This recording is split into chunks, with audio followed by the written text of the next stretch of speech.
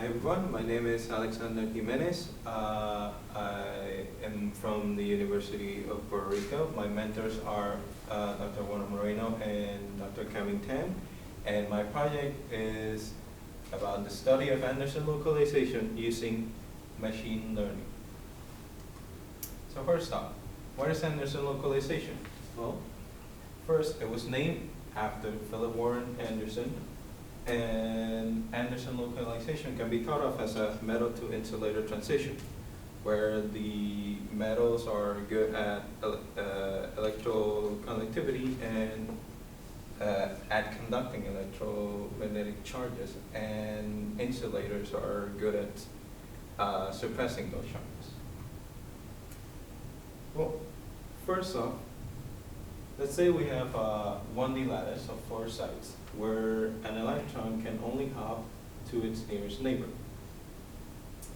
Each site has an energy associated to it, and the electron is trying to go to the site with the lowest energy, which essentially makes it get trapped in it.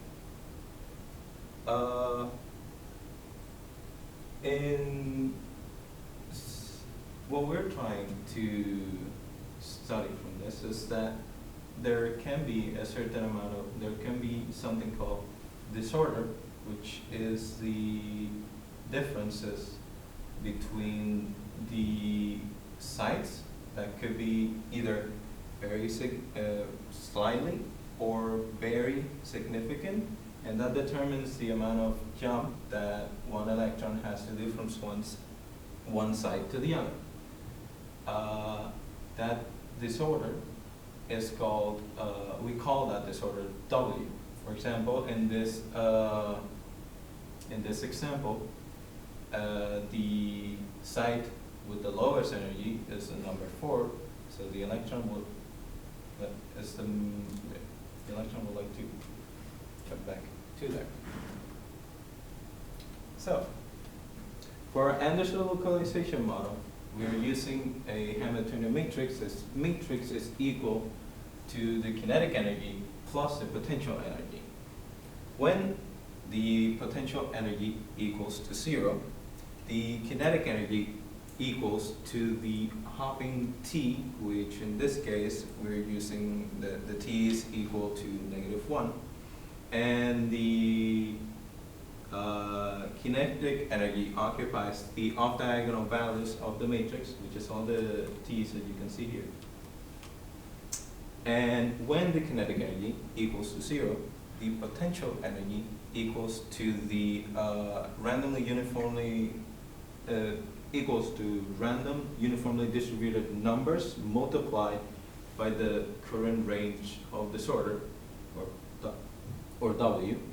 And those values occupy the diagonal values of the matrix, and everything else is filled with zeros. Now, what is the matrix for? Well, we use the matrix to generate, to calculate different eigenvalues and eigenvectors. From the eigenvalues, we find the eigenvalue closest to 0, and then save the eigenvector of that eigenvalue for future use.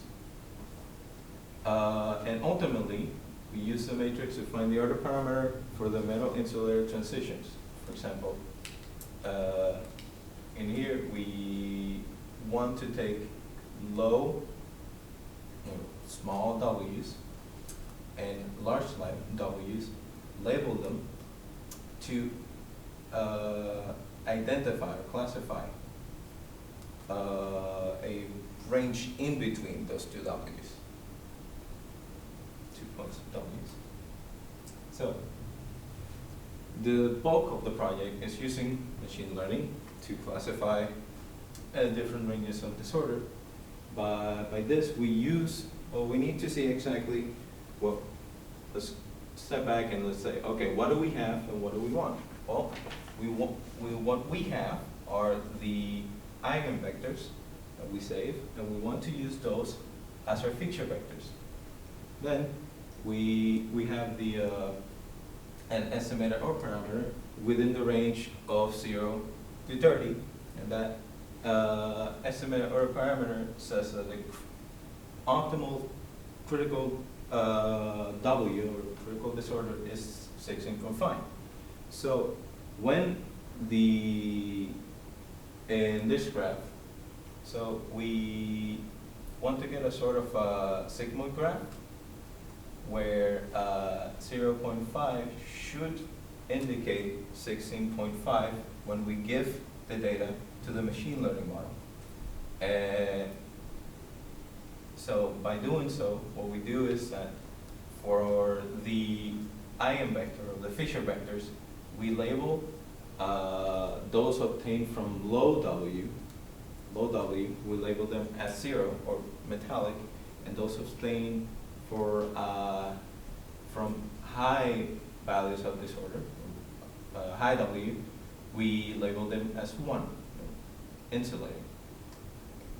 Now, generating test samples, right? We need them to train the network. Then I didn't mention it. The network that we're using is a 3D convolutional neural network. The information that we will be using to train the model is an 8x8x8 matrix, matrices, where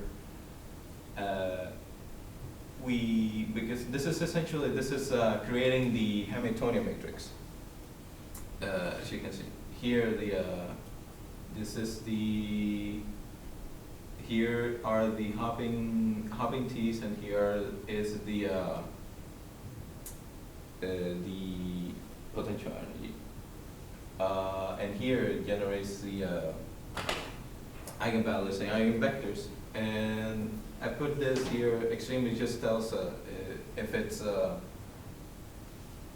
currently generating values for low W, it would append a 0 to a label,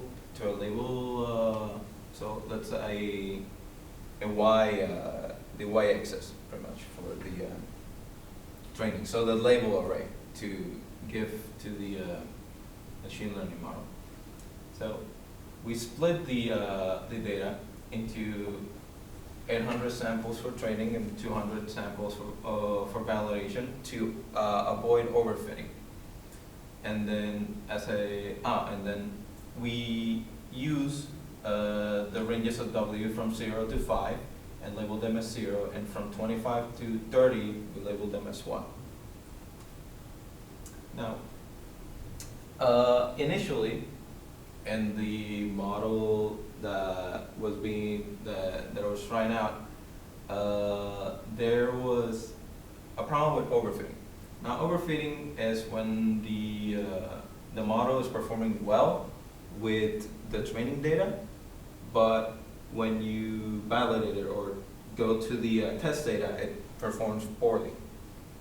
So for here, I tried varying a little bit of, I tried adding more layers,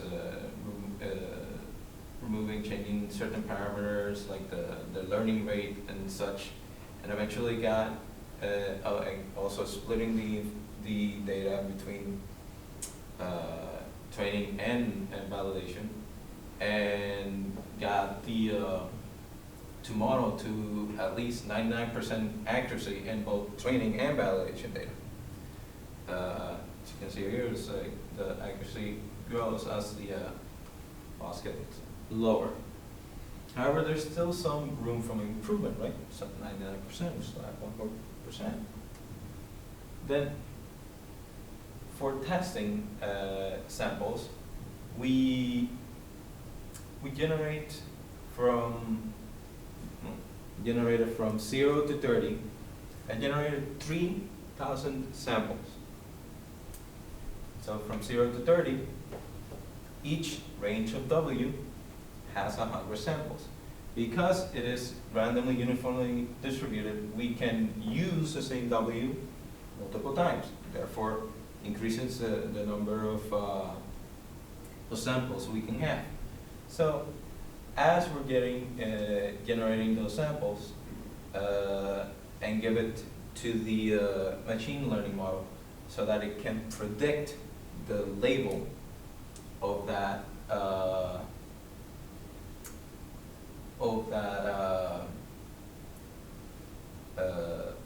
range. Let's say we have 5, right?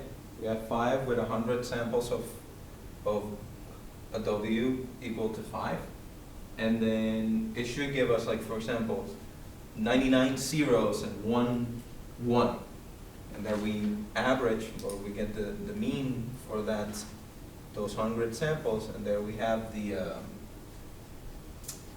the value for us to be able to graph it. And here, these are the values from 0, the ranges of disorder from 0 to 30, graphed in a mean format, or as in a sigmoid graph. And it's not as smooth as you would expect, but it has the shape that we were looking for, which is good. It's a step in the right direction. However, as you can see here, when the label goes to 0.5, which is supposed to be the critical W, the graph tends to go to around 14, and we said that the optimal critical W for the estimated one for this range of disorders should have been 16.5. So there's clearly some room for improvement in the model.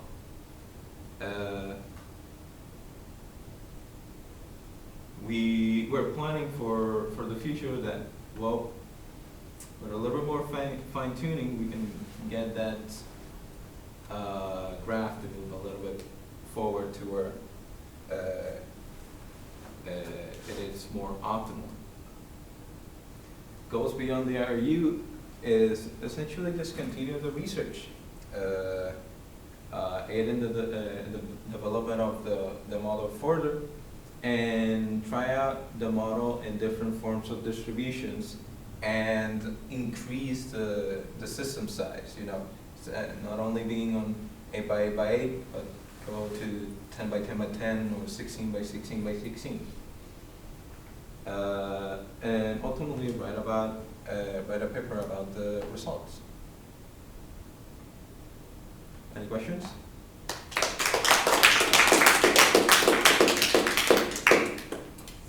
We are going a little over time. Just one question. Yeah, Justin. Yeah. So, do you have like some an estimate of like the error bars on that 14? Like, is it like maybe like you know, one error bar away from the actual result or something, or? Can you repeat the question again? Sorry. Yeah, so this value .5 where you draw the red line, like yeah. Well, do you have a way of estimating like the error bars on that number? Like the curve looks very noisy, so I would expect to hear the order of this noise. So okay, for this instance, I didn't exactly plot it. I just kind of eyeball it to like a line. So I couldn't tell exactly if it's 14. That's why I said like around that area. But I eyeballed this section in particular because this one's more certain, since this one is more consistent than this one. This